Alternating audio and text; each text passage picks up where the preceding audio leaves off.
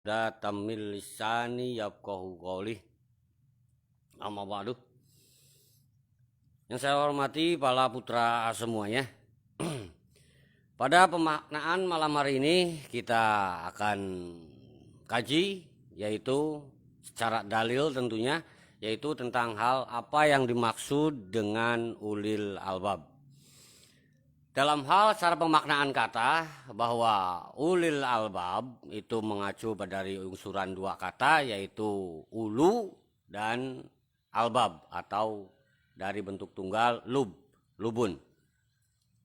Pemahaman tentang hal ulu berarti adalah kepunyaan sesuatu, atau sesuatu tersebut memang sudah ada di dalamnya, secara zatnya sudah ada. Dan juga pemaknaan dalam hal lubun,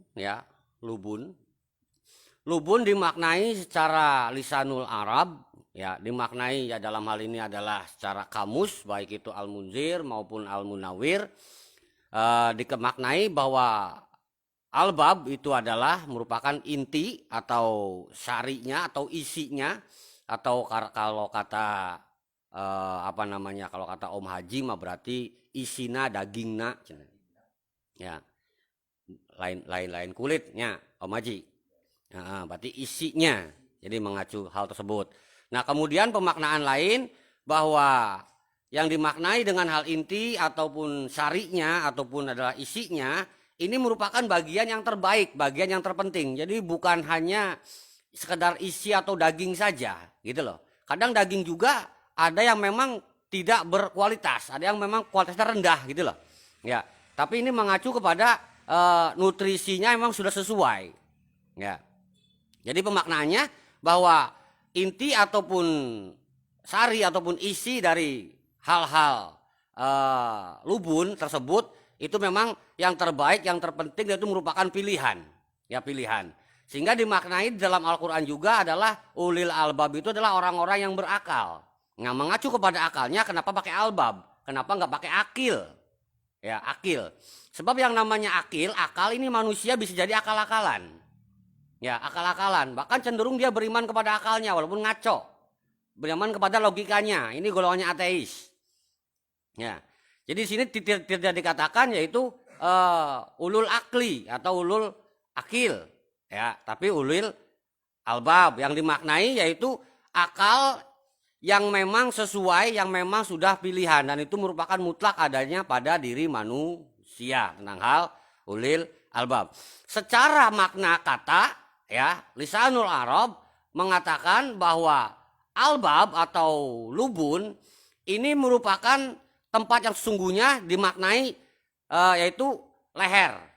Ya, leher yaitu ada leher yang memang tempatnya duduknya kalung, nah, mengacu kepada perempuan. Ya, leher. Kalung ditempatkan di leher. Pantas enggak? Di perempuan. Pantas, memang di leher. Ya, ngapain diikat di kepala? Kan begitu. Ngapain juga diikat di lengan? Diikat di lengan mah gelang.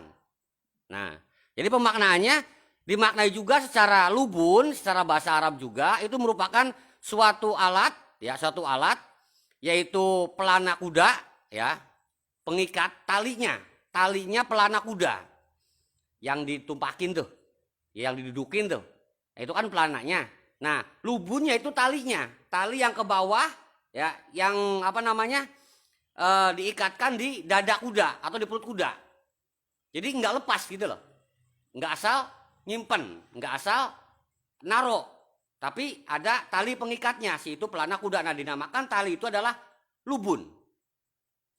Bisa dimaknai. Ya, jadi intinya di situ. Kemudian dalam hal ini pemaknaan secara definisi. Bisa kita mengacu kepada definisi. Apa sih yang bagaimana sih menurut Al-Quran dalam hal yaitu ulil albab. Hal yang pertama bisa kita mengacu kepada Quran surat Az-Zumar. Az-Zumar kita ambil ayat 17 dan juga ayat 18. Dikatakan walladinas tanabut toguta. Ya, di sini adalah dan orang-orang, ya, yang itu istanibu, berarti janaba toguta. Jadi dia mempunyai junub terhadap togut, ini wajib. Ya, jadi apabila kita mempelajari tentang hal bab junub, ketika kita punya junub, benar, maka kita tidak boleh, tidak bisa melakukan ibadah badan. Benar, baik itu ngaji, sholat, dan sebagainya. Yakin? Nah, itu. Tapi dalam hal kategori junub, itu juga harus ada. Dalam hal kategori kita menjauhi hal-hal yang membatalkan ibadah. Ya, kita secara lahir bersih misalkan dari junuban, sudah mandi, sudah wudu segala macam. Tapi di dalam hati, pada diri ada kekafiran, ada kemusyrikan. Ya, nah itulah yang harus dijauhi, dijunubkan. Dimaknai di sini adalah istanibut togut, dan jauhilah togut. Ya, yaitu beriman, yaitu dalam hal mengimani hukum-hukum, menentang hukumnya Allah Subhanahu wa Ta'ala. Kemudian dalam hal ini, ya, ayyabuduha wa annabu ilallahi lahumul busra fabashir ibad. Yaitu orang-orang yang menjauhi togut, ya, kemudian tidak menyembahnya dan dia kembali kepada Allah Subhanahu wa Ta'ala, ya, bagi mereka adalah busro, ya, busro yaitu berita gembira. Fabashir ibad, maka sampaikanlah berita gembira tersebut yaitu kepada hamba-hambaku. Di ayat yang ke-18 dikatakan alladzina. Nah, ini mengacu kepada mereka-mereka itu, para hamba yang sudah sampai kepadanya yaitu busro. Alladzina yastami'unal qola. Jadi mereka itu adalah orang-orang yang senantiasa mendengarkan perkataan. Ya, mendengarkan perkataan. Jadi orang yang memang bersedia untuk menerima perkataan. Ya, baik itu adalah nasihat ataupun juga bimbingan, arahan, petunjuk, wejangan, ya, dan lain sebagainya. Berawal dari mau mendengarkan perkataan. Fayat tabiuna ahsanahu. Nah, mereka kemudian mengikuti yang terbaiknya. Ya. Jadi di samping mendengarkan nasihat, pasti orang menasihati yang terbaik. Nah, kadang yang terbaik tersebut belum tentu baik buat diri kan. Ya, maka perintahnya adalah fayat tabiuna ahsanahu, yaitu mengikuti yang baik-baiknya saja. Dimaknai dengan ihsan, yaitu yang terbaik bagi diri. Ya, jangan mengacu yang terbaik bagi umum. Kadang yang terbaik bagi umum tapi bagi diri rusak. Ya, dengan membangun fasilitas umum. Jadi masyarakat terfasilitasi, alhamdulillah, tapi menggunakan duit pribadi. Ya, yang terjadi keluarga nggak makan. Nah, kan bunuh diri namanya. Ya, itu berarti perbuatannya tidak ihsan karena merugikan diri sendiri. Ulaika alladzina hadahumullah wa ulaika hum ulul albab. Nah, bahwa mereka itulah orang-orang yang telah diberi petunjuk oleh Allah Subhanahu wa Ta'ala, dan mereka itulah merupakan orang-orang yang mempunyai akal. Jadi bisa dimaknai hal pertama secara pendefinisian bahwa yang namanya ulul albab ini hampir mirip dengan orang-orang yang telah diberikan petunjuk oleh Allah. Jadi Allah Subhanahu wa Ta'ala sudah memberikan petunjuk, dan petunjuk itu sampai kepada seseorang tersebut. Nah, itu sama halnya dengan ulul albab, yaitu mereka-mereka yang mempunyai akal, dimaknai dengan akal waras, sudah tahu intinya karena sudah tahu petunjuknya. Kemudian dimaknai dalam hal ini para putra semuanya mengacu kepada Al-Maidah ayat 100. Di sini dikatakan, ya, kula, ya, kula, ya, yastawil khabisa wat thayyibu walau a'jabaka kasratul khabits. Ya, fattaqullaha ya ulil albabi la'alakum tuflihun. Maka katakanlah tidaklah sama yang buruk dengan yang baik. Ya, jelas kan? Hal pertama, baik dengan buruk adalah beda. Apa sama sih? Yang baik sama yang buruk beda kan ya? Yang cantik sama yang jelek. Beda. Kenapa milih istrinya jelek? Yo cantik kan, sama gitu ya? Iya nggak sih? Iya. Tapi ternyata walaupun dinilai jelek, tapi baik bagi diri kan? Ya. Jangan minder begitu, kayak ngerasa aja. Ya. Biasa aja, istri-istri sendiri kok ngapain jelek-jelekin. Ya. Tidaklah sama yang buruk dengan yang baik. Meskipun banyak yang buruk itu menarik hatimu. Maka bertakwalah kepada Allah, hai orang-orang yang berakal atau ulil albab, agar kamu mendapat keberuntungan. Nah ini maknanya Al-Maidah 100. Ya, bukan hal-hal yang buruk lantas kita sukai gitu loh. Kayak model hal-hal negatif. Ya, hal-hal yang tidak lazim, tidak pantas kita sukai. Bukan. Ini mengacu kepada keihsanan menurut diri gitu loh. Yang sekiranya tidak mampu dilakukan oleh diri, maka tinggalin.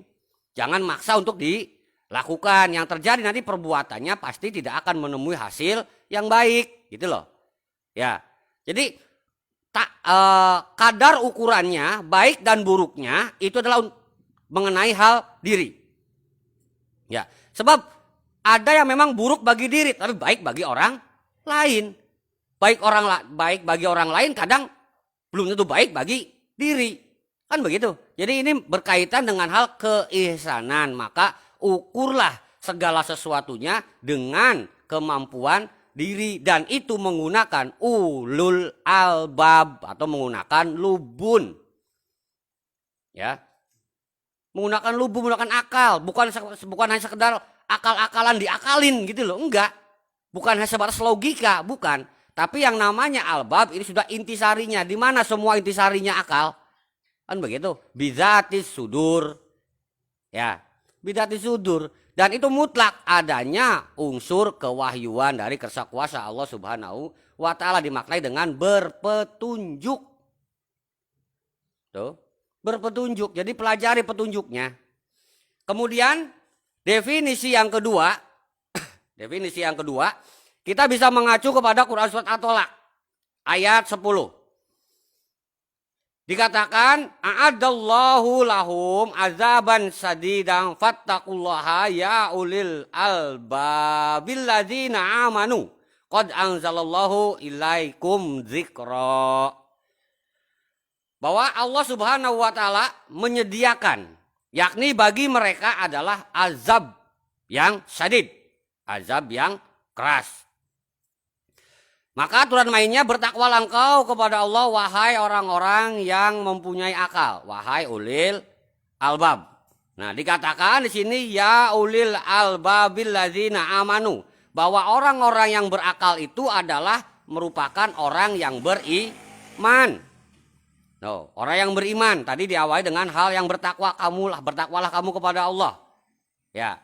Dan ternyata dalam hal ini dimaknai bahwa ulil albab terkategori adalah orang yang beriman. Nah, selanjutnya adalah qad anzalallahu ilaikum dzikra. Jadi bahwa sungguhnya Allah telah menurunkan peringatan kepadamu. Jadi zikir dimaknai dengan az-zikra berarti Quran. Yang Qurannya bukan sekedar untuk dibaca doang. Ya, bukan untuk kemuliaan doang kayak Al-Qur'anul Karim, Al-Qur'anul Majid gitu loh. Tapi ini mengacu Al-Qur'annya sebagai berstatus az-zikra. Ya. Jadi sebagai bahan pengingat. Tuh. Secara secara hafalan jelas. Ya, hafal. Kan begitu. Yakin gak sih? Nah, mungkin enggak manusia mempunyai lupa? Mungkin kan? Nah, mempunyai gak sempat ya untuk menerangkan. Nah, dikarenakan adanya az-zikra berupa kitab Al-Qur'an, maka tinggal dibuka. Jadi bisa jadi mengacu sebagai referensi yaitu bahan pengingat selain untuk dizikirkan. Ya, bisa juga bentuk Qur'annya, kitabnya yaitu bisa untuk dibuka kembali. Oh iya, bacaannya ini. Kemarin lupa, kemarin salah, benar. Nah, dalam hal pemaknaan tadi di Az-Zumar ayat 17-18 ini mengacu kepada pemaknaannya yaitu ulaikal ladzina hadahumullah wa ulaika hum ulul albab. Ya, di Az-Zumar tadi di awal ayat 17-18, yakni ada di ayat 18-nya, yaitu bahwa mereka itulah orang-orang yang diberikan petunjuk oleh Allah dan mereka itulah orang-orang yang mempunyai akal. Dimaknai di sini hum, jadi siapa saja. Siapa saja. Allah Subhanahu wa taala memberikan petunjuk kepada siapa saja. Ya. Selagi itu adalah manusia, maka berhak untuk mendapat petunjuknya Allah Subhanahu wa taala. Benar. Siapapun yang menemukan obatnya Covid, ya, itulah petunjuknya Allah, berarti sampai kepada mereka. Apa sampai kepada kiai atau sampai kepada mereka dokter ahli medis yang nemuin obat Covid? Ahli medis apa ulama? Iya, kan begitu. Ya, yang nemuin punten kayak modelnya nahu sorop seperti itu apa ulama apa dokter? Ya iya, begitu. Ya, jadi siapapun, makanya di sini dimaknai dengan secara hadahum, ya, hadahumullah. Juga termasuk juga adalah ulaika hum ulul albab. Siapapun semuanya, ya, berhak untuk menerima petunjuknya Allah Subhanahu wa taala dan berhak bisa untuk menjadi ulul albab atau ulil albab. Tapi diperkuat dalam hal ini secara at-Tolak, ya, ayat 10 pemaknaannya yaitu adalah orang-orang yang beriman. Jadi ulil albabil ladzina amanu qad anzalallahu ilaikum dzikra. Jadi orang yang mempunyai akal waras mereka adalah orang yang beriman yang sudah dalam hal ini Allah menurunkan az-dzikra, yakni kepadamu. Jadi dilengkapi, ya, pemaknaannya dengan pemaknaan hukum-hukumnya Allah Subhanahu wa taala, itu pun intinya. Kemudian pemaknaan selanjutnya Az-Zumar ayat 9, ya. Dikatakan di Az-Zumar ayat 9, ya, yaitu kul hal yastawil ladzina ya'lamunal ladzina la ya'lamun innama yatadzakkaru ulul albab. Maka katakanlah, adakah sama orang-orang yang mengetahui dengan orang-orang yang tidak mengetahui? Jelas beda kan? Beda. Orang yang sudah diberitahu, ya, pasti dia akan menjadi tahu. Ya. Yang tidak diberitahu, maka dia tidak akan tahu. Iya. Abong-abong tadi makan semalamnya tahu, ya. Tuh. Jadi beda kan? Nah, dalam hal ini dimaknai bahwa adakah sama orang-orang yang mengetahui dengan orang-orang yang tidak mengetahui? Jelas adalah jawabannya tidak. Innama yatadzakkaru ulul albab. Sesungguhnya orang-orang yang berakal yang dapat menerima pelajaran. Nah, ini pemaknaannya segala informasi sudah sampai. Ya. Segala pendidikan, pengajaran, pembimbingan sudah sampai. Contohlah dalam hal ini adalah kita misalkan di dalam suatu kelas, ya, dengan guru menerangkan, kan begitu. Dengan guru mengajarkan, bahkan melatih, mengetes, kan begitu. Apakah semua murid itu ranking 1 semua? Apakah semuanya pintar semua? Ya itulah yang membedakan albabnya. Ya, albabnya. Berarti albab ini bukan sesuatu yang mendominasi, tapi ada unsuran lain yang memang harus ditembus sampai kepada akal waras albabnya. Sehingga dalam hal pemaknaan, apa itu? Hadis qudsi mengenai hal hati, bahwa hal yang pertama adalah dada dulu, sudrun. Ya, sudrun. Kemudian kolbun. Kemudian adalah fuadun. Kemudian adalah syagofun. Kemudian adalah lubun. Nah, dari lubun inilah kemudian ada sirun. Rahasia. Di rahasia inilah terdapatlah ana aku di situ. Akunya aku yang mana? Kan begitu. Nah, ini yang menjadi kontroversi. Akunya mana? Ya, kemarin kita membahas tentang hal kersa kuasa Allah. Tapi dimaknai aku juga. Yang baca aku ya berarti aku. Yang baca Om Haji berarti akunya Om Haji. Kan begitu. Yang bacanya Pak Dirut berarti akunya adalah Pak Dirut. Jadi yang maksud visiru ananya apa? Tuh. Oh, itu Allah. Masa Allah ada di dalam rahasia? Kan begitu? Enggak dong. Tapi kersa kuasa. Kersa kuasa jadi anaknya bagaimana? Nah itu. Dari kita mendapat petunjuk. Dari kita menggunakan akal. Paham? Ya. Sampai akhirnya terbongkarlah semua rahasia. Alhamdulillah. Jadi kan tahu mengerti karena kita menggunakan akal waras. Ya, akal sehat atau lubun, tahu intinya sehingga terbongkarlah rahasia. Setelah itu baru di dalam rahasia terdapatlah ana, aku, sehingga bisa dimaknai dalam hal ini adalah jika ini adalah petunjuk yang saya jalankan maka ini adalah perjalananku. Jika ini adalah merupakan hasil karya dari petunjuk yang Allah berikan maka ini adalah hasil karyaku. Paham? Jika ini adalah merupakan istri yang kita didik, kita arahkan, kita bina segala macam menjadi soleha, berarti ini adalah istri solehaku. Ya, ada aku di situ. Jadi ada kepemilikan. Wah, tidak boleh di aku, semuanya punya Allah segala macam. Pugu itu mah. Ini lagi menerangkan aku. Ya. Kan begitu? Enggak boleh di aku. Siapa yang aku? Ya.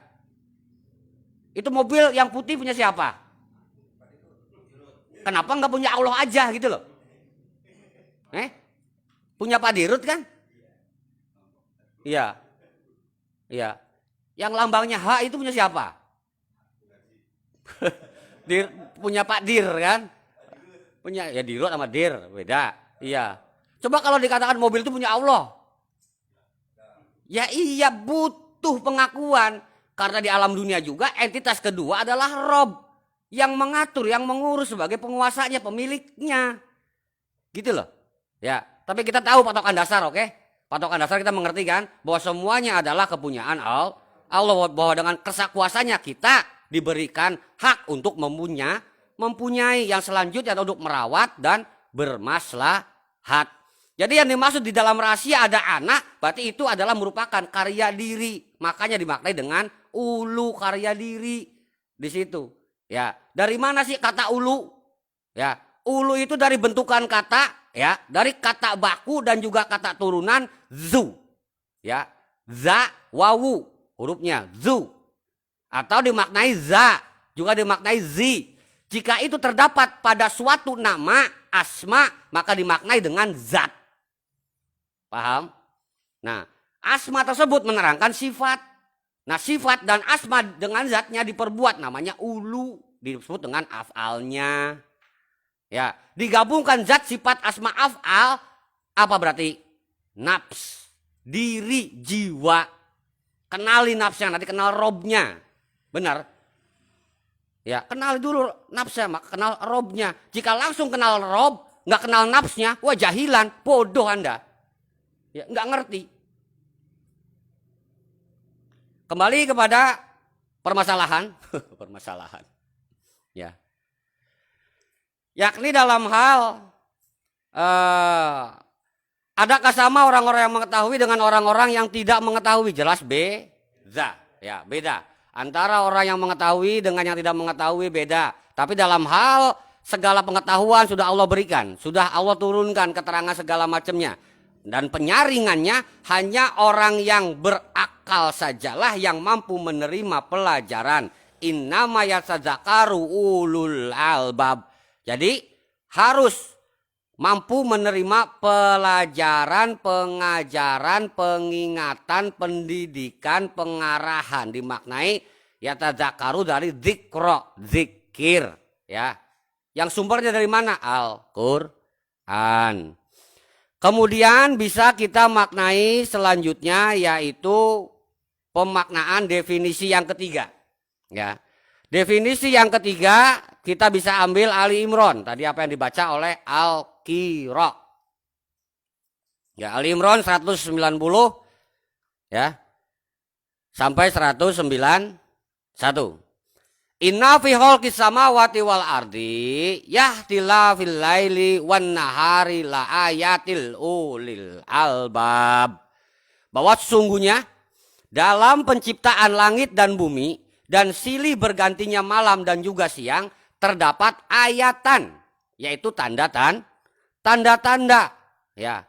Dikatakan ayatil liulil albab, yaitu tanda-tanda bagi orang-orang yang berakal. Nah, ini hal yang pertama dalam hal definisi yang ketiga, yaitu untuk sampai kita berpetunjuk, untuk sampai kita mengingat, menerima pelajaran, mengambil pelajaran. Hal yang pertama adalah kenali dulu tanda-tandanya, ayat-ayatnya.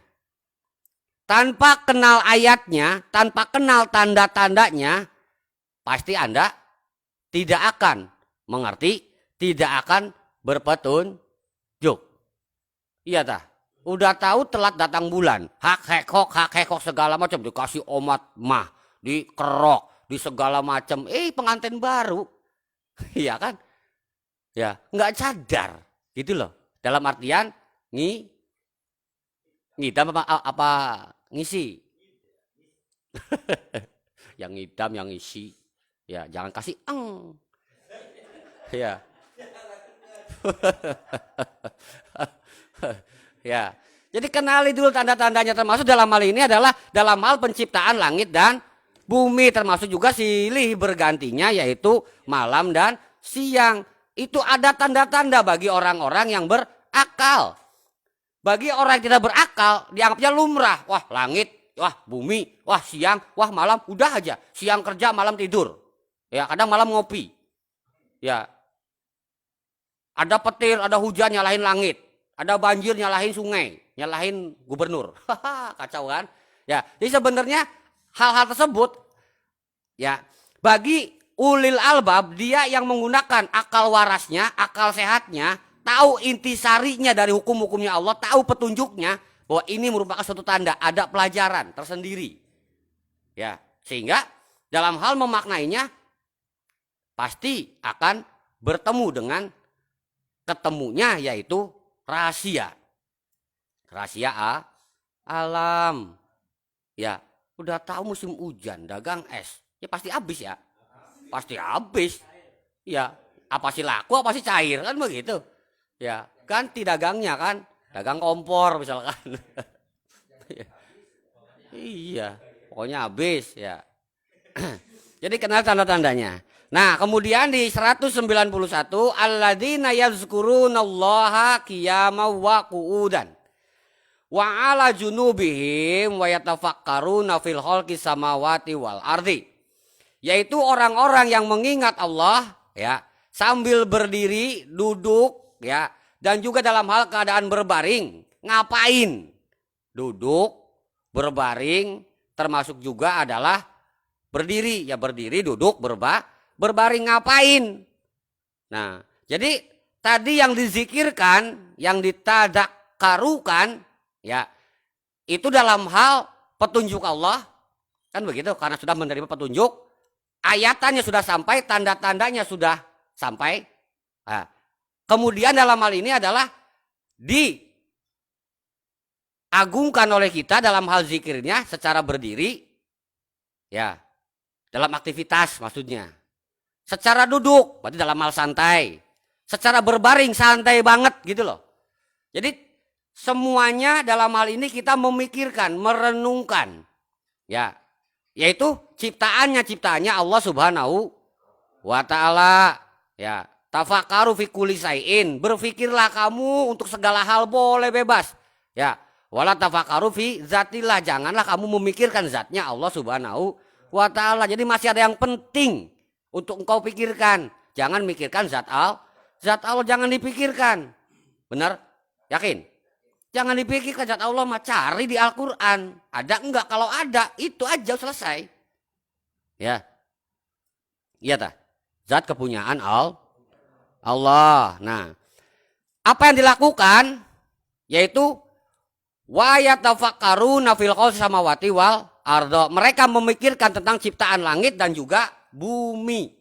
Jadi berzikirnya sambil bertafakur. Ada yang menzikirkan Quran, menzikirkan lafaz, menzikirkan doa amalan, menzikirkan sholawat, hanya sekedar zikir saja, hanya sebagai bahan ingatan saja, tanpa menemui hasil dari pemikiran karena tidak menyertai dengan tafakur.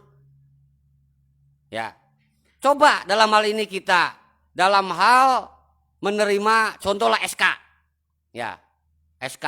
SK itu apa sih? Ngamalin bareng-bareng. Oh, sih katanya SK. Iya. Dari mana nyambungnya? SK. S-nya itu ngamalin, K-nya bareng-bareng. Ya. Ya nggak tahu ya, dari sononya begitu ciptaannya. Masa surat kawin? Ya. Dalam hal ini misalkan ya kun kuli'a asyhadu alla ilaha illallah wa asyhadu anna muhammadar rasulullah. Kan begitu. Bahwa jadikanlah semuanya apapun perkaranya setelah kita beristighfar yaitu 2 kalimat syahadat, ya mengacu kepada aku bersaksi asyhadu an la, kan begitu, nun mati ketemu lam, ya lam alif bahkan di situ dimakna yaitu alaya wasa. Nah, paham alaya wasana? Awas nih, padu paham-pahamnya aja. Alaya ingatase diri, berarti tunggal. Wasana jamak, ya wasana jamak. Nah ini meliputi aku dan ente, aku dan dirimu, lo gue gitu loh. Kami, semuanya. Jadi dimaknai dengan ya ashadu bahwa aku bersaksi. Ya anla alaya wasana mengacu kepada yang ada pada diri segala macam pengetahuan, segala macam persaksian yang ada pada diri. Gitu loh. Wasana meliputi luasnya persaksian orang, pengetahuan orang. La ilaha illallah. Jadi dalam hal asyhadu alla ilaha illallah tidak bisa monoton, tidak bisa secara prinsip diri mutlak, tidak bisa. Harus umum karena itu adalah hak. Ya, Allah itu kuning, Allah itu merah, Allah itu gaib. Itu kan kata elu. Kata yang lain, enggak. Allah mau enggak kuning, enggak merah, tapi yang mempunyai kuning dan merah. Allah nggak di atas, nggak di bawah. Wah, Allah mau di atas. Itu nggak bisa. Ya, nggak bisa begitu. Harus semuanya akur, rukun. Ya, karena alaya wasa. Nah, beda dengan wa asyhadu anna muhammadar rasulullah. Di situ tanpa adanya, yakni apa namanya idgham, tanpa ada peleburan. Ya, cukup dalam hal ini adalah nyata Rasulullah Muhammad, orangnya, gambarannya, zamannya, tempatnya, kelahirannya, keturunannya, hadis-hadisnya benar dan juga keteladanannya ada, tinggal ikutin gitu loh. Benar, berbeda pun nggak masalah. Iya tak? Emang ada saat ini yang sosoknya persis kayak Rasulullah Muhammad? Nggak ada kan? 4 sahabat pada zaman itu pun ya hanya sebagian yang memang mirip. Royalnya kan begitu, mungkin ke Utsman, tegasnya, wah mungkin ke Umar, galaknya, beraninya mungkin ke Ali, kan begitu, bijaksananya, arifnya mungkin ke Abu Bakar. Nah Rasulullah Muhammad mempunyai semua kan, tuh begitu. Ya berbeda dengan dalam hal pemaknaan Allah la ilaha illallah, karena dimaknai dengan la ilaha illallahnya sendiri juga ada yang menyebut sang hyang, ada yang menyebut dengan dewa, ada yang menyebut dengan karuhun, ada yang disebut dengan bapak tua, bapak muda. Ya, mbok tua, mbok muda gitu dah. Ya iya, sama siapa? Sama mbok tua. Oh berarti ada mbok muda ya. Mimi tua, mimi nom. Iya, anak tua, anak muda. Di dalam hal ini pemaknanya, para putra semuanya, jadi mereka itu memikirkan yang bagaimana cara berzikir sambil bertafakur. Nah mereka dalam hal ini mengatakan ya dalam hal mereka ulil albab berzikir sambil bertafakur.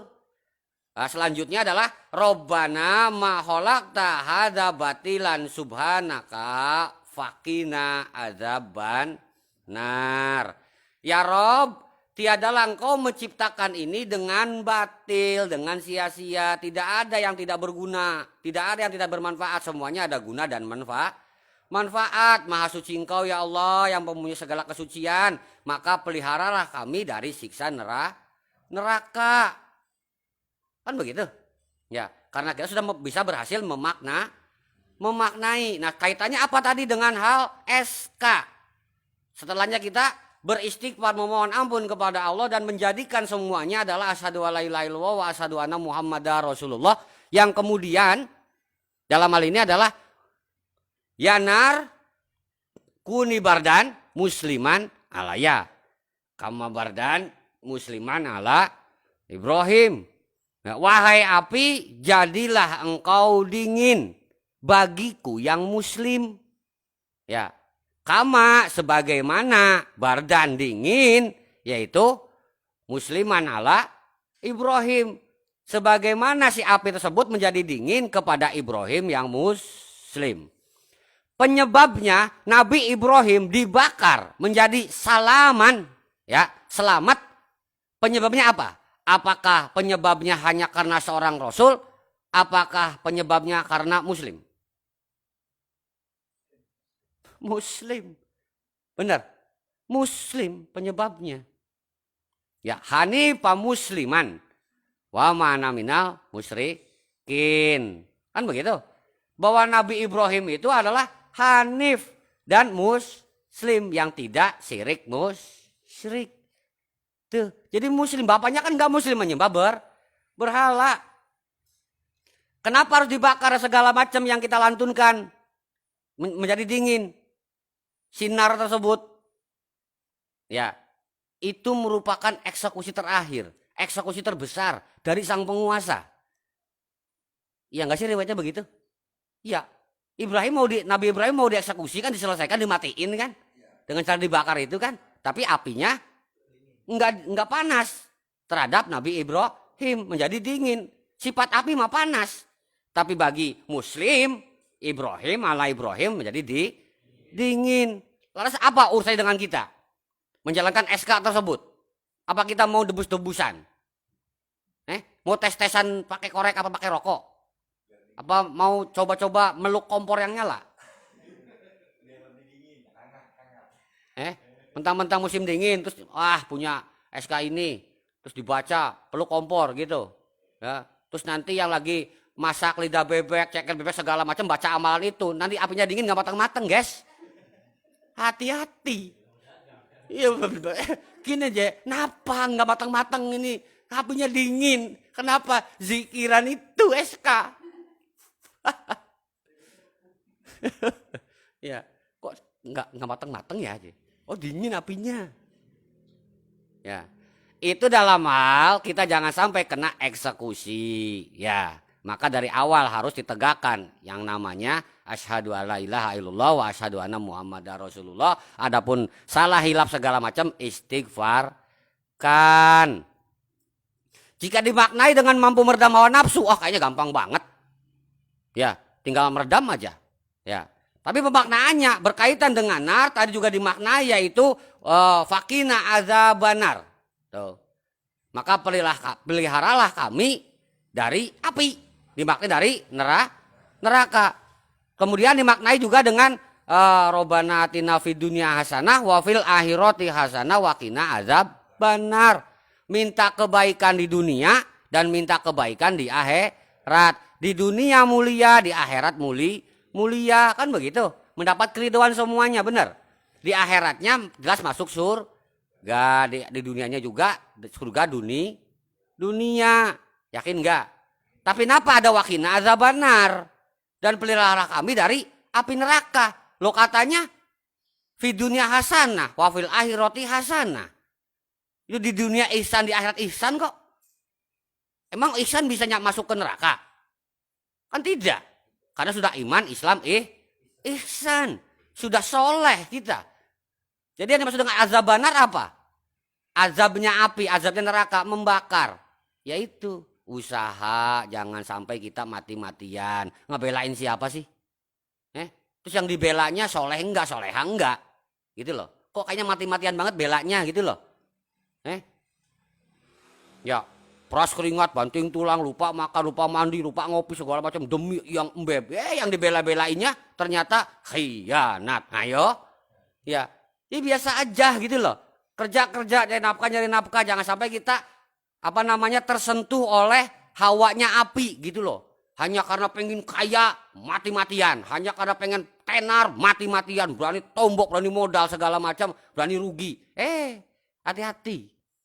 Jadi amalan SK tersebut adalah setidaknya agar kita mampu meredam segala sesuatunya agar kita tidak tersentuh oleh jahatnya api. Iya tak? Oleh jahatnya api jangan sampai ya.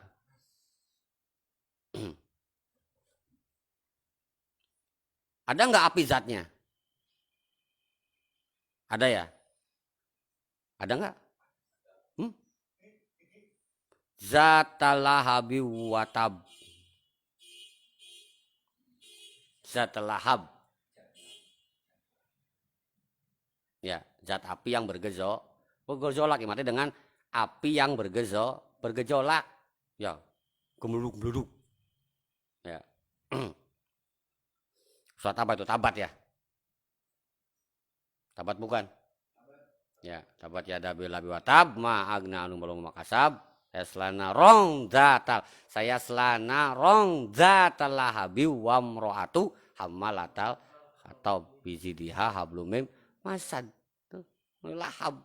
Ya. Itu zat nar di situ. Ya, naron zatal lahab. Jadi api yang memiliki zat yang bergejolak. Jadi sekali tertelep, ketelep semua gitu loh. Satu terbakar semua, terkecuali apinya mati. Iya tak? Ya api kecil, taruh di kasur. Apinya nggak mati terus membesar. Nah itulah bergejolak. Ya, melebar. Gambaran neraka tuh. Kemudian dalam hal ini pemaknaan selanjutnya, ya dari definisi tersebut maka bisa dimaknai dalam hal ini adalah kita harus beriman kepada Allah Subhanahu wa taala dan menjauhi togut. Dan senantiasa dalam hal kita menerima petunjuk, menzikirkan, mentafakurkan, diawali dengan mengenal ayat-ayat yang mengenali tanda-tandanya. Kalau tanda-tandanya ngantuk berarti mau tidur. Kan begitu. Kalau tanda-tandanya mau ngaji berarti siap untuk mendengarkan. Apa siap untuk makan kacang? Kemudian tadi secara definisi, ya. Lantas bagaimana secara pengaplikasian? Ya, secara pengaplikasian, secara penerapan.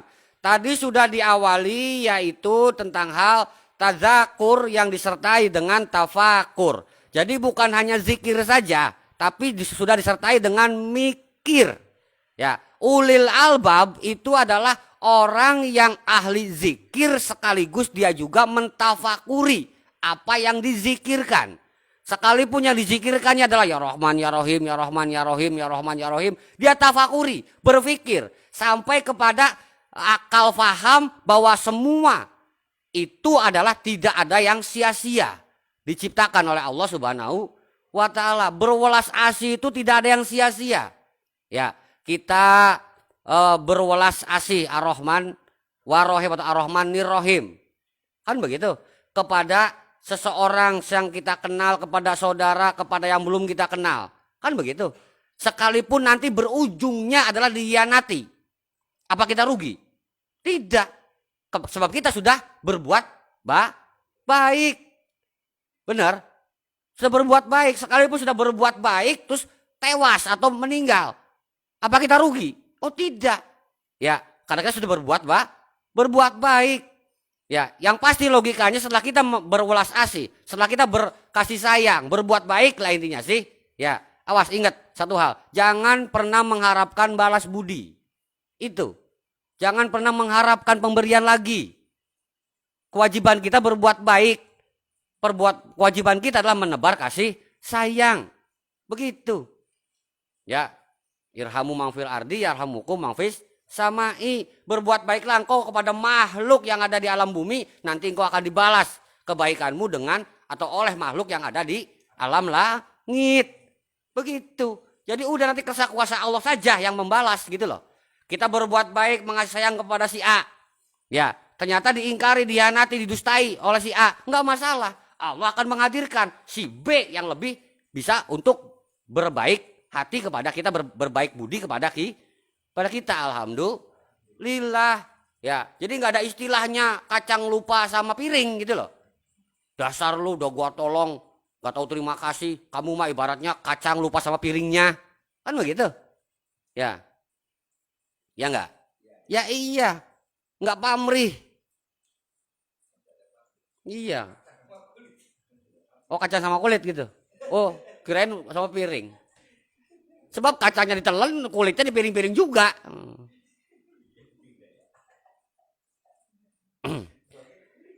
Ya, kemudian dalam hal pemaknaan ya mengenali ayat-ayatnya. Tadi sudah di Ali Imran 190, 191 kita juga bisa memaknai yaitu tentang hal apa berarti ini mengenai inna fi zalika ladzikra li ulil albab, yaitu bahwa sungguhnya pada yang demikian itu adalah benar-benar terdapat pelajaran bagi orang-orang yang mempunyai akal. Jadi bukan hanya zikir saja kemudian ditafakuri, tapi la zikro yang memang sungguh-sungguh zikir gitu, aslinya zikir sampai ketemu sama akal faham. Ya. Tuh. Jadi di samping kita berzikir, kita tuh memikirkan gitu loh. Ini yang saya zikirkan apa sih? Astagfirullahaladzim, astagfirullahaladzim, astagfirullahaladzim. Buat ngapain gitu loh. Ya, oh buat melebur dosa. Terus besoknya hampir lagi gitu. Ya percuma istighfar. Ya malam istighfar, siangnya berbuat dosa. Malamnya istighfar, siangnya maksiat. Ya lu istighfar ngapain? Dalam hal ini pemaknaannya selanjutnya mengenai hal penjelasan yang sempurna. Setelah kita tahu ayat-ayatnya, tanda-tandanya, maka selanjutnya kita harus sampai kepada penjelasan yang sempurna. Ya, dari dizikirkan, ditafakurkan, kita kenal ayat-ayatnya sampai hal kepada kita mampu untuk menerima penjelasan yang sempurna, juga menjelaskannya lagi. Dimaknai Quran surat Ibrahim ayat 52. Hadza balagul linnasi. Ya. Waliyunzaru bihi waliya'lamu annama huwa ilahu wahidu waliyadzakkara ulul albab. Al-Quran ini merupakan penjelasan yang sempurna bagi manusia. Ada ayatnya, ada bayannya, dan semuanya adalah merupakan penjelasan. Ya, menjadi modal kita balik dalam hal memahami hukum-hukumnya Allah Subhanahu wa Ta'ala. Ini linnas. Ya, linnas bukan lil iman, lil amanu, lil mukminin, tapi linnas semuanya. Berarti Al-Qur'an ayat-ayatnya penjelasannya ada untuk semua manusia. Ya. Jadi kita menjelaskan kepada non-muslim, boleh. Ya. Non-muslim mengatakan sesuatu yang hak dan itu ada di Al-Quran, walaupun dia nggak tahu itu adalah dalil, terima. Oh, ya karena apa? Mereka juga kitabnya kitab Allah Subhanahu wa Ta'ala, kan begitu. Cuman agamanya aja yang bukan Islam. Ya, ya mengacu kepada agama yang sebenarnya kata dia. Ya sah-sah saja. Sebab la ikraha fiddin, nggak ada paksaan dalam hal beragama. Kemudian pemaknaan selanjutnya bahwa dan supaya mereka diberi peringatan dengan Al-Quran tersebut, dengan al-balig tersebut. Ya, menjadi balag kita. Balago jelas, pertela eces katanya sih.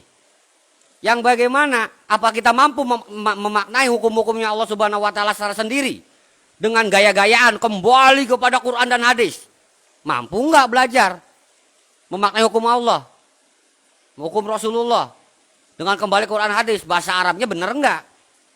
Mampu enggak, bisa enggak? Kagak, kan begitu. Makanya dibutuhkan guru, dibutuhkan ulama, dibutuhkan para imam yang dimaknai dengan mazhab. Begitu. Mazhab itu metode seseorang, sebutlah imam mazhab, dalam hal menafsirkan, membawa arah Quran nih ke jalur ini nih. Al-Quran tuh pengertian seperti ini nih. Ayat ini nih artinya begini nih. Nah itu versi dia gitu loh. Sebutlah versi Imam Syafi'i. Seperti itu. Nah dalam hal penafsiran hukum-hukumnya Allah, jadi mazhabiku dari kata mazhab, zahaba dimaknai pergi, membawa, melenyapkan. Ya, jadi ayat ini yang masih mutasyabihat gitu loh, ataupun yang muhkamat ini ditafsirkan, dibawa pergi, dijelaskan gitu loh. Dibawa pergi, dilenyapkan dari ketidakmengertian, ditafsir. Paham? Itu versi-versian. Ya, Imam Syafi'i berpendapat A, ya sah. Kan begitu. Ya, Imam Hanafi Hambali Maliki pun berpendapat sah. Mereka semuanya bersepakat sah. Ya, karena madhab dimaknai dengan fikih. Fikih mah hukum manusia. Ya, hukum Allah mah ada Al-Quran. Tapi kita harus meyakini keduanya.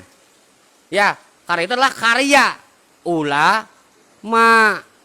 Ya, yang kita sendiri juga secara budaya gaya-gayaan bisa bikin fikih sendiri. Iya. Percaya nggak? Contoh dalam hal kita mengurusi mayit. Ya lah. Yang diwajibkan kan empat mazhab itu kan mewajibkan 4 perkara, benar? Ya. Memandikan, menyolatkan, mengkafankan, terus menguburkan. Selesai. Iya. Kita pakai mazhab mana? Menahlilkan, menyelamatkan 40 hari, 7 hari. Iya ta. Bahkan mendak telu kan begitu, tutup tahun 3 tahun, kuburannya dikasih bata gitu, ditembok di keramik. Ya, itu bagian daripada mazhab mana yang seperti itu? Ya mazhab Indonesia kan begitu. Benar. Iya enggak sih? Ya sah-sah saja pemikiran kok, fikih kok. Ya, tradisi kok.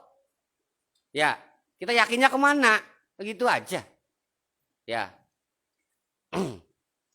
Kan begitu. Kemudian dalam hal ini pemaknaan Al-Quran adalah penjelasan yang sempurna bagi manusia dan supaya mereka diberi peringatan dengan Al-Quran tersebut dan supaya mereka mengetahui bahwa Allah Subhanahu wa taala adalah apa? Ya, huwa illahu wahid.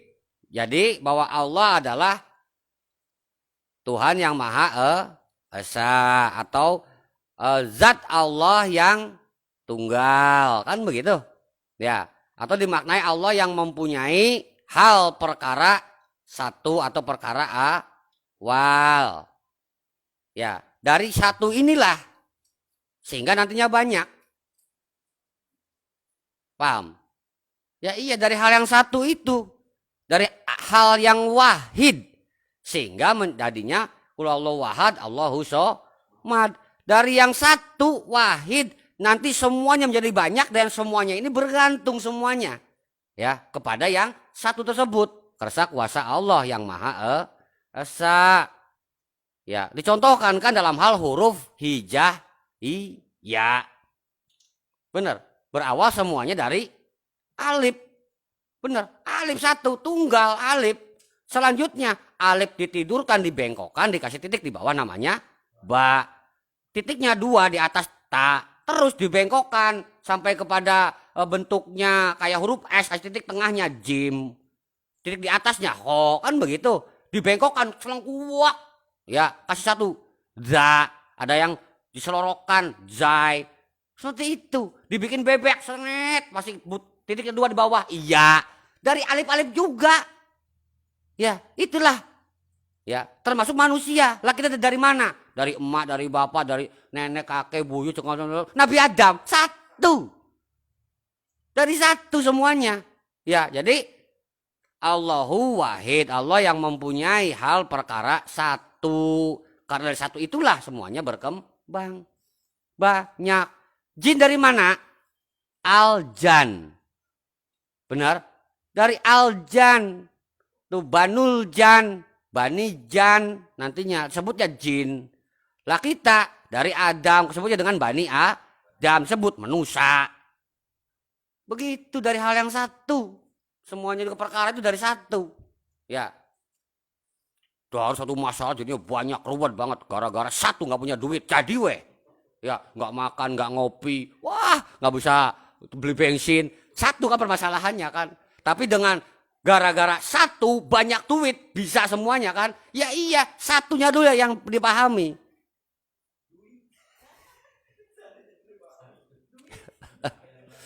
Ya iya ngaji mah dibikin gampang aja nggak usah tegang-tegang. Ya. Kemudian dari hal penjelasan sempurna sampai kepada hikmah pelajaran. Ya, hikmah pelajaran di sini kita bisa maknai Al-Baqarah. Al-Baqarah pemaknaannya adalah 269. Ya. Dikatakan yu'til hikmata may yasha wa may yu'tal hikmata faqad utiya khairan katsira. Wa ma yadzakkaru illa ulul albab. Allah menganugerahkan hikmah. Dia itu kefahaman ya dalam hal memaknai Al-Qur'an dan juga sunnah. Ya, kepada siapa saja yang dikehendaki, mayasa. Ya, mayasa yang dikehendaki. Ya, dimaknai dengan masya Allah gitu loh. Jika Allah berkehendak. Nah, caranya Allah berkehendak itu dua macam. Awas loh, dimaknai masya Allah tuh. Ya, ada yang memang hadza masya Allah, gitu loh. Oh ini kehendak Allah tuh, ya cari, gitu loh, dapetin. Ada juga yang masya Allahu kana, ya kehendak Allah itu yang ono. Cari dapetin gitu loh. Paham? Nah, kemudian dalam hal pemaknaannya ya, dan barang siapa dianugerahi hikmah, sungguhnya dia telah dianugerahi kebaikan yang banyak dan tidak ada yang dapat mengambil pelajaran terkecuali orang-orang yang mempunyai akal sehat. Tuh. Jadi bukan ayatnya saja, tadakurnya saja, tafakurnya saja, bukan hal tersebut. Ya, bukan itu saja maksudnya. Tapi juga dibutuhkan dalam hal ini adalah sampai kepada hikmahnya. Ayatnya, bayannya, balagohnya, segala macam harus menjadi hikmah bagi diri. Jadi yang diperbuat itu adalah hikmahnya. Paham? Ya, hikmahnya diperbuat. Ya, bukan dalilnya yang diwar-war gitu loh. Saya berbuat begini dalil seperti ini nih. Tong tong tong tong tong tong. Satu juz saya dalilnya. Wah ya kelamaan ya. Ya, tapi sudah tahu dalilnya segala macam diperbuat. Itu berarti hikmahnya. Pemaknaan hikmah dari mana? Dari mana?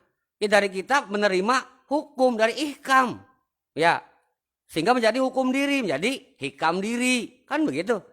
Dari mana semuanya? Dari hukum. Hukum dari mana? Al-Quran yang dijelaskan secara detailnya oleh Al-Hadis. Jadi Anda berhikam tanpa hukum, yang ngaco hikamnya. Ya, hikamnya siapa lu? Ya, hikamnya anu sepuh. Ya, sahur sepuh cek sepuh. Ya, aba ana kata bapakku. Ye kata Quran, guys. Ya, cekolot kata bapak tua, ya gitu. Ini ntar dulu kata Quran. Ya harus mengacu kata kata Qurannya bagaimana, kata hukumnya bagaimana. Sekalipun orang tua dari Quran. Dan kita meyakini itu omongan orang tua benar. Tapi bukan berarti kita menyampaikannya lagi kata orang tua saya. Nggak bisa seperti itu. Akan diminta pertanggungjawaban.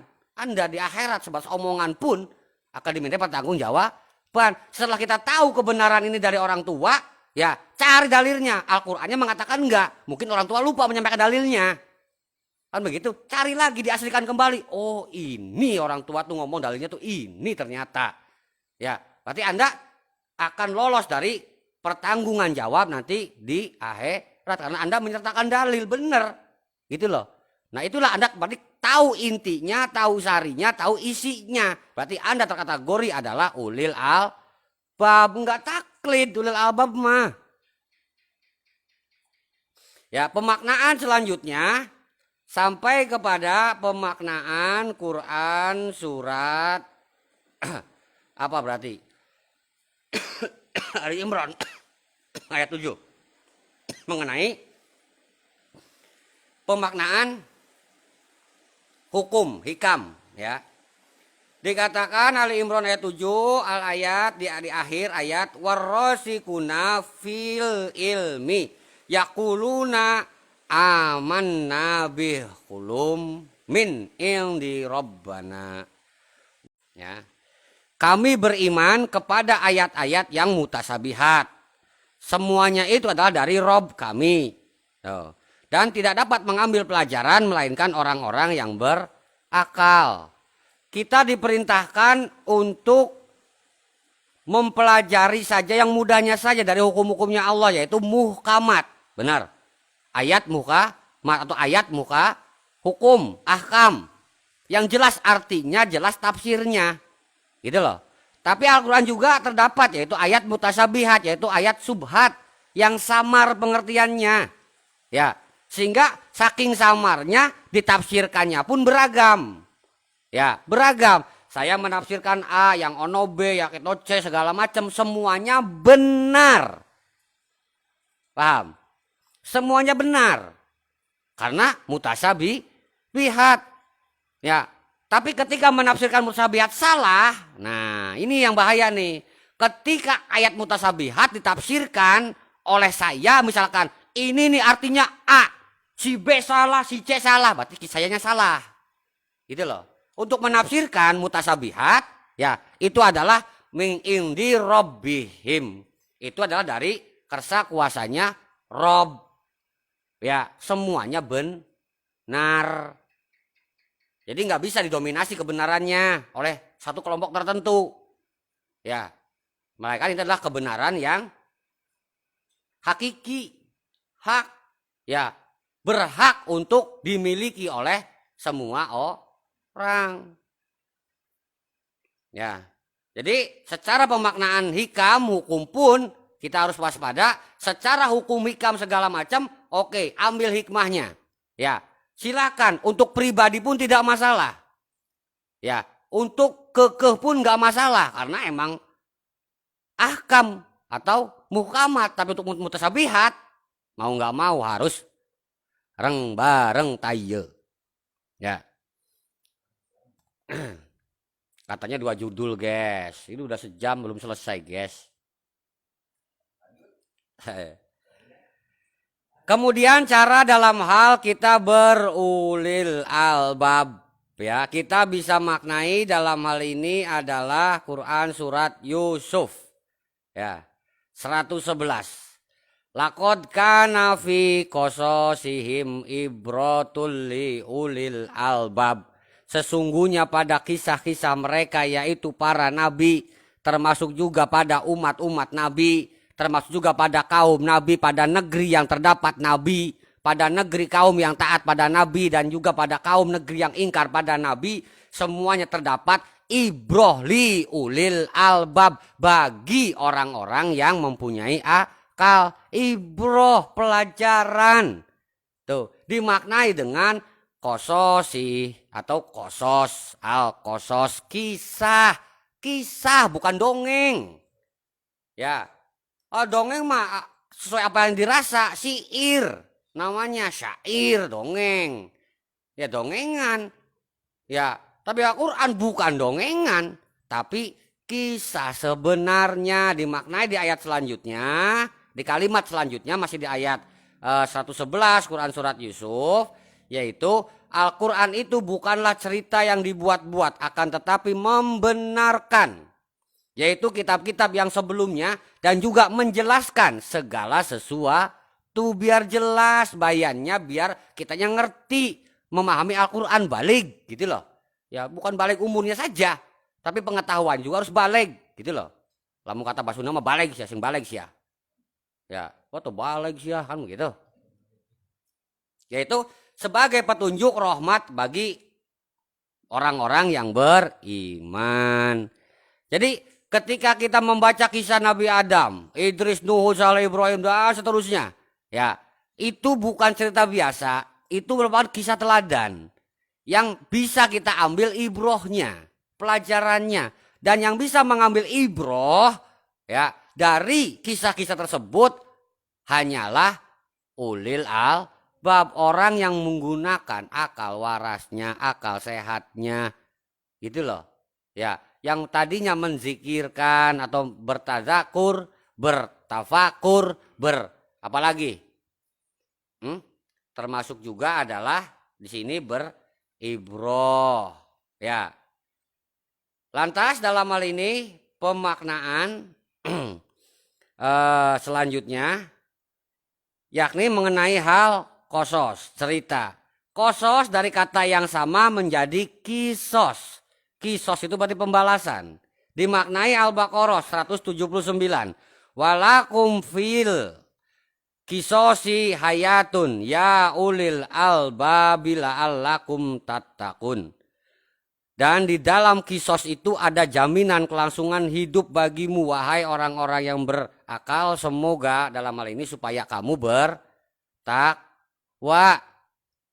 Ya.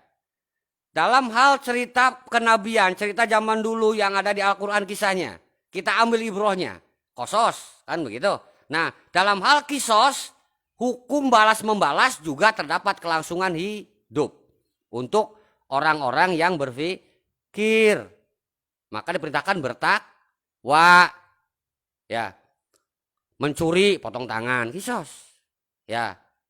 Pada ketika bertemu dengan bulan haram, kita tidak boleh berperang. Kan begitu? Ya, setelah selesai bulan haram, ya, ternyata kita dulu diserang, maka serang balik. Terkecuali kita memaafkan mereka dengan menyerang terlebih dahulu, mereka nyerah, kita maafkan. Ya, dengan mereka menjadi tawanan. Ngapain? Apa diperbudak? Kagak. Islam enggak main perbudakan.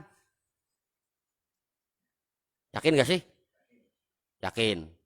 Yakin-yakinnya baik. Enggak perbudakan ya. Iya, enggak mau perbudak orang lain, tapi nyuruh istri cuci baju, cuci piring, ngomong ngepel, ngasuh bocah segala macam. Ya. Ayo lunya selesai kerja main catur gitu. Ngopi di pos kamling gitu. Istri repot sendirian. Yang diasuh anak-anak elu, rumah tangga elu. Ya. Gimana urusannya itu? Memperbudak enggak? Hati-hati loh. Ya. Ya iya. Nanti giliran istrinya balas dendam, repot kan jadinya. Ya. Kemarin aja kamu, manggilnya kamu biasa kalau lagi marah. Kemarin kamu enak-enak main catur, saya lagi sibuk keder sama anak, sama dapur segala macam. Sekarang gantian, ngomong anak sana urusin rumah tangga, gua mau shopping. Ayo. Kebalas kan? Hati-hati. Kisos itu sama. Ya. Tapi pemaknaannya secara kisos juga kosos, ya, yang bisa diambil ibrohnya. Ini juga dari cerita kosos, ya, kita ambil ibrohnya. Bisa jadi untuk diri merupakan suatu kisosan. Dikisahkan di para nabi dan rasul ketika menyampaikan suatu ajakan untuk beriman bertakwa. Si kaumnya menolak. Yang terjadi diazab. Lah kita dalam hal kemaksiatan dielingkan oleh seseorang, diajak beriman dan bertakwa, ternyata kita menolak, maka jadi kisos tersendiri. Siap-siap azab akan tiba hadir di kehidupanmu. Ya, jadi jangan heran jika tiba-tiba rezeki seret, keharmonisan berkurang, kesehatan hilang, ya, nggak sembuh-sembuh. Jangan heran, ya, karena kosos tidak dijadikan kisos yang seharusnya dijadikan juga kisos bagi diri, ya, sebab ada kelangsungan hidup. Jangan taunya mencuri potong tangan segala macamnya, membunuh lagi, potong kuping lagi. Ya, semuanya ada kisosannya. Ya, sehingga dalam hal memaknai hukum Al-Fatihah pun, ya, Al-Fatihah terbagi menjadi 4 hukum, yaitu hukum wusul dasar, hukum furu cabang, termasuk juga adalah hukum tafsirul kamal, pemaknaan yang baik, dan juga hukum kisos, Hukum balas membalas, pembalasan. Ya. Kemudian dalam hal pemaknaan tadi sudah definisi, kemudian masuk kepada aplikasi. Kayak pisannya. Aplikasi, lantas kepada perbuatan. Bagaimana bentuk perbuatannya? Ya. Dalam hal bentuk perbuatannya jelas dimaknai yakni dalam hal pemaknaan ulul albab, ketakwaan, termasuk juga adalah zikir, tafakur, termasuk juga adalah tadabur, ya. Tadabur, di sini tadabur berarti tentang hal sod ayat 29. Kitabun anzalnahu ilaika mubarakul liyaddabaru ayatihi waliyadzakkaru ulul albab. Ya, ini adalah sebuah kitab yang kami turunkan kepadamu penuh dengan berkah supaya mereka yaitu memperhatikan ayat-ayatnya dan supaya mereka mendapat pelajaran, yaitu orang-orang yang berakal. Jadi tadabbur juga. Nah, pelaksanaannya tazakur, tafakur, tadabbur, ibroh, keihsanan, apalagi iman dan takwa. Secara penerapannya ulul albab bisa kita maknai di Al-Baqarah 197 tentang hal naik haji. Ya Ji. Ya, dikatakan al-haju ashhurum ma'lumat faman farada fihi nal hajja fala rafatsa wala fusuqa wala jidala fil hajj wa ma taf'alu min khairi ya'lamhullah wa tazawwadu fa innahu khairaz zadit taqwa wattaquni ya ulil albab. Kan begitu? Ya. Musim haji adalah beberapa bulan yang dimaklumi, yang diketahui, yang sudah ada petunjuk keilmuannya karena maklum dari kata ilmu. Ya. Barang siapa yang menetapkan niat dalam bulan itu akan mengerjakan haji, maka dia tidak boleh rafat. Ya, apa itu rafat? Tidak boleh berkata-kata jorok, tidak boleh berkata-kata kotor, gitu loh. Tidak boleh ada hadas, baik besar maupun kecil, baik lahir maupun batin. Rafat juga atau rofat juga dimaknai dengan bercampurnya suami istri, karena itu biangnya junuban. Ya, iya dah. Junuban, kenapa junuban? Suami istri kan halal, tapi junuban aneh ya. Yang dengan yang halal saya junub, gimana dengan yang bukan yang halal, dengan yang haram, daging mente. Ya, daging mentah gitu loh, yang belum digodok gitu loh. Ya, ya mentah sih, belum direbus berarti dagingnya belum dimasak. Iya, ya. Jadi dalam hal ini itu junuban. Begitu, sama yang halal saja harus bersuci. Suami istri bercampur. Nah, nggak boleh. Ya, musim haji. Kalau terlanjur segala macamnya ya udah junub ada junub. Terangin enggak? Kan udah ya. Ya, karena engkau meraih kenikmatan dengan makhluk, seharusnya engkau meraih nikmat itu bersama Allah Subhanahu wa taala, makanya junub. Gampang ya. Kemudian janganlah rafat dan juga janganlah engkau yaitu fusuko, ya fusuko fasik. Jadi jangan sampai merugikan diri sendiri, bermaksiat, berbuat keji, gitu loh. Ya, misalkan dalam hal ini adalah niat tawaf, kan ya Pak Haji ya, gitu aja. Niat tawaf, santai aja gitu loh, nggak usah sambil jogging gitu loh. Itu kan nanti bunuh diri sendiri, dalam artian apa? Berkeringat, capek, ngangsek, ya kepleset, kan begitu. Wah, gua syar'i, cepet nih, ding, tabrakin semua segala macam. Akhirnya giliran nabrak orang gede tinggi naik grojert, lu yang jatuh keinjak, puas. Benar? Ya iya, biasa aja gitu loh. Ya jangan fasik. Termasuk juga adalah jangan sampai kita jidala, ya, bertengkar, berbantah-bantahan, berdebat. Nah, yaitu dalam hal masa mengerjakan haji. Dan apa yang kamu kerjakan berupa kebaikan, niscaya Allah Subhanahu wa taala mengetahui. Ya. Nah, maka berbekallah, sungguh sebaik-baiknya bekal adalah takwa. Maka bertakwalah kepadaku, ya ulil albab. Nah, ini pemaknaannya secara haji, hajaja, hujah. Ya, dari kita memahami ayat secara pribadi dengan bimbingan guru, oke 2 orang, dengan bimbingan majelis, oke mungkin 10 orang, 100 orang, 1000 orang, kan begitu. Kita hujahkan, hujah itu tingkatannya tuh udah ribuan jutaan orang gitu loh, ya. Sesuaikan, hujahkan di situ. Hujah tertinggi kita adalah haji, buktikan. Ya, ketika berhaji jangan sampai kita berbuat dengan pasangan sendiri pun jangan sampai kita enak-enakan gitu loh, enak-enak gitu loh, jangan. Apalagi ngomong-ngomong jorok, ya. Tuh, jangan sampai kita berbuat maksiat merugikan diri sendiri. Jangan sampai kita berdebat. Wah, lu mazhabnya apa lu? Bersenggolan dengan perempuan lu nggak batal, gua mah batal. Tuh, gua tuh apa? Wudu lagi, wudu lagi, wudu lagi. Sehari wudu 24 kali tiap jam. Astagfirullahaladzim, gara-gara nyentuh perempuan batal, nyentuh perempuan batal. Iya tak? Ya, lu jangan bertengkar. Gitu loh, jangan berjidal, jangan mujadilah, jangan jadi jadi orang pribadi yang tukang bertengkar. Ya, itu prakteknya. Nah, pemahamannya secara pribadi, secara bermajelis, ketika bertemu dengan pribadi yang lain, dengan majelis yang lain, ya, bertemu dengan ketidakcocokan hukum dan segala macamnya, jangan sampai melontarkan kata-kata jorok, jangan sampai melontarkan kata-kata kotor, jangan sampai melontarkan kata-kata keji, jangan sampai kita membunuh diri, gitu loh. Jangan sampai kita mempertontonkan aib diri kita sendiri di media sosial. Udah goblok kok terang-terangan, gitu loh. Udah salah kok kenceng. Ya, fasik itu namanya. Termasuk juga adalah rafat.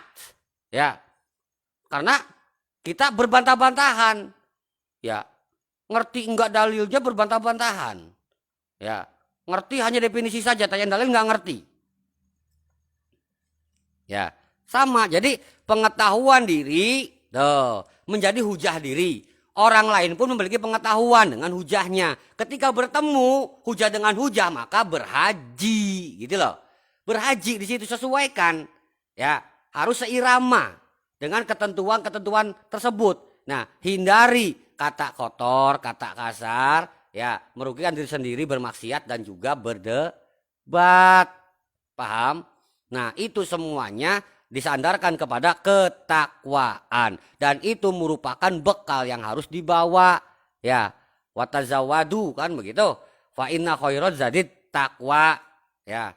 Maka dalam ini berbekalah dan sungguh sebaik-baik bekal adalah takwa. Karena apa? Kita sudah menzikirkan, kita sudah mentafakurkan, kita sudah juga mentadaburkan, kita sudah mengenal tanda-tanda ayatnya, kita juga sudah bayanan, kita sudah dengan balagohnya, benar, sampai kepada ibrohnya, tuh itu bekal bawa, jangan sampai batal gara-gara berantem, gara-gara debat, gara-gara nggak cocok, ya kan, berkata kotor, berkata kasar, hancur semua ulil albabnya, guys. Ya, jadi tadi pemahaman ulil albab dari mulai definisi sampai kepada aplikasi yang masih mentahnya, kan begitu, sampai pada perjalanan bentuknya, wujudnya, barang nak. Cek si haji mah kan begitu, barang nak. Ya, saya jelaskan. Ya, baiklah, dalam hal ini rencana 2 judul ternyata nggak cukup 1,5 jam. Ya, ulul albab dengan bidzati sudur. Ya, bidzati sudurnya sambil ngopi. Ya, sambil ngopi setelah ini insya Allah. Ya, saya cukupkan penerangan dan penjelasan. Saya mohon maaf atas salah hilap dalam hal menjelaskan. Saya kembalikan kepada pembawa acara. Saya akhiri. Wabillahi taufik wal hidayah. Wassalamualaikum warahmatullahi wabarakatuh. Assalamualaikum warahmatullahi wabarakatuh.